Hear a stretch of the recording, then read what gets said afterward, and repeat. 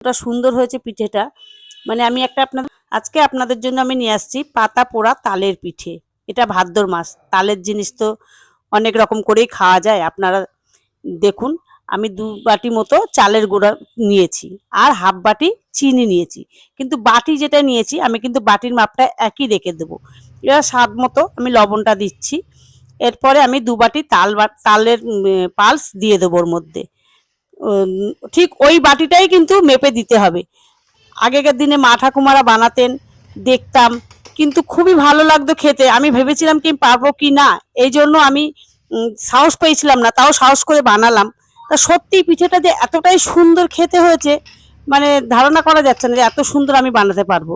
পিঠেটা খুব সুন্দর হয়েছে খেতে। আমি 2 বাটি তালের পালস দিয়ে আমি বানাচ্ছি। এবার আমি হাত দিয়ে ভালো করে মেখে নেবো। ওটা দিয়ে ভালো করে হচ্ছে না, হাত দিয়ে ভালো করে আমি মেখে নেব। মাখাটা দেখুন। এরপরে আমি একটা নারকেলের হাফ নারকেল আমি ওর মধ্যে কুড়িয়ে দিয়ে দিয়েছি।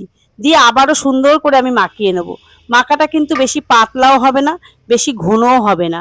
এটা আমি দেখাই দিচ্ছি কিরকম হবে, ঠিক এরকমটাই হবে। কালারটা দেখুন কত সুন্দর চলে এসেছে। এই পিঠেটা সত্যি এতটা যে স্বাদ বুঝতে পারিনি।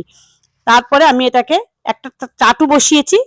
চাটুর মধ্যে আমি কলা পাতা কেটে রেখেছি আগে। কলা পাতাটা ভালো করে ধুয়ে নিয়েছি। আপনারা সুতির ন্যাকড়া থাকলে ভালো করে ডলে ডলে ধুয়ে নেবেন, কারণ কলা পাতার মধ্যে কিন্তু নোংরা থাকে। তারপরে ওই কলা পাতার মধ্যে আমি তেল ব্রাশ করে নেব।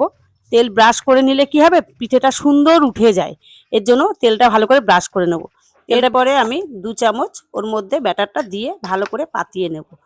নিয়ে কলা পাতাটা ঢেকে দেবো, দিয়ে এরকম হাত দিয়ে চেপে চেপে এসে একটু পাতলা মতো করে ওদিকে আমি চাটু বসিয়েছি, চাটুর মধ্যে আমি দিয়ে দেবো। পূর্ববঙ্গে এই পিঠেটার খুব চল ছিল, মানে বাড়িতে বাড়িতে এই ভাদ্র মাসে এই পিঠেটা খুবই বানাতো। দেখুন এইভাবে উল্টে পাল্টে এরকমভাবে আমি করে নিচ্ছি। কলা পাতাটা পুরো পুড়িয়ে ফেলতে হবে, তাহলে পিঠেটা দেখবেন সুন্দর হবে। এতটাই সুন্দর দেখুন, আপনাদেরকে আমি দেখাচ্ছি কতটা সুন্দর হয়েছে পিঠেটা। মানে আমি একটা আপনাদের ভেঙেও দেখাবো, এতটাই সুন্দর হয়েছে।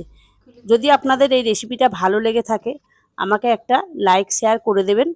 বন্ধুরা, আপনারা সুস্থ থাকুন, ভালো থাকুন, লাইক কমেন্ট করে আমার পাশে থাকুন আপনারা।